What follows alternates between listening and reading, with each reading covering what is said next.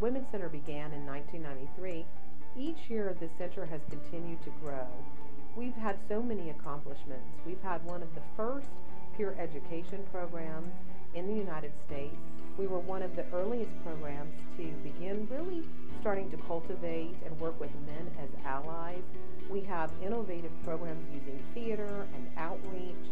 We have very comprehensive services and programs for victims of interpersonal violence.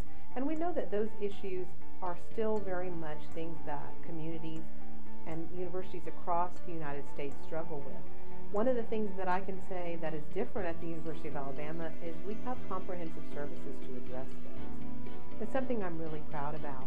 And I feel very comfortable that when someone walks through the door here, that to get those services that they need, that they're going to find quality services, people who are really invested in assisting them and helping them get to a place of healing. My mom just got diagnosed with breast cancer in February, and she just got done with chemo and everything, and now she just has to see if she has to do radiation.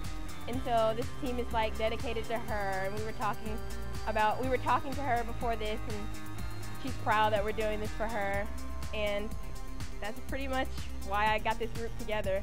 We are a community service-based organization, so we thought that it would be a great idea to support women like ourselves and empower women through the fight in their fight for breast cancer.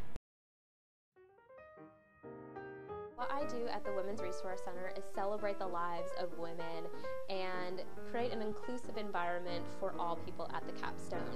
And part of the way that we do that is to create a new type of leadership and to encourage leadership that has a social justice framework, which means that we look at things from a very specific lens that allows people to see problematic pieces in our culture, and that enables people to address issues within our leadership, within our communities, so that it allows for change to occur.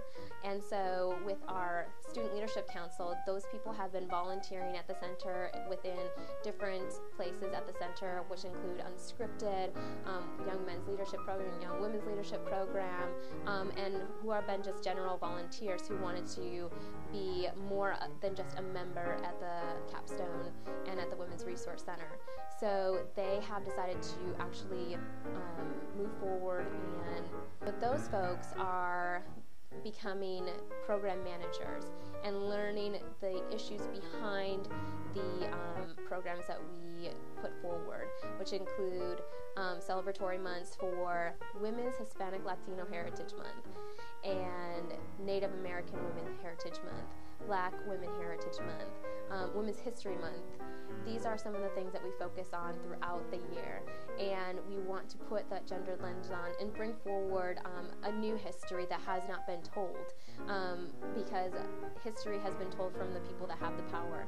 And so we want to showcase the power and the contributions that women have made through history to make women feel more comfortable in leadership positions. So we also offer the Young Women's Leadership Program and the Young Men's Leadership Program, which empower young women to feel comfortable in their own skin, young girls to understand that their mind and their body are very powerful things. And Young Women's Leadership Program allows us to look at leadership differently, and so does Young Men's Leadership Program. We encourage our young women leaders to work with the young girls in our community to make them feel comfortable with their own mind and feel that they are an equal contributor to the community. With our Young Men's Leadership Program, we look at how males and masculinities, and so feeling comfortable as a male in our world and what that means to look at male and masculinities differently than when we celebrate different types of when we celebrate men differently. And so to empower the men to feel comfortable in their own skin and what it means for them to be a man.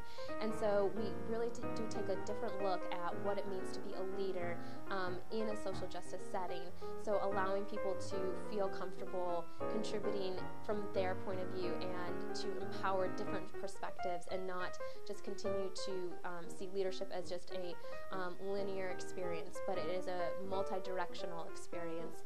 And it needs to be seen that way to allow for everyone to be at the table. And that's what the Women's Resource Center does offer. It allows for people to feel comfortable from their perspective and feel comfortable to express themselves and create a new space that allows for everyone to feel comfortable.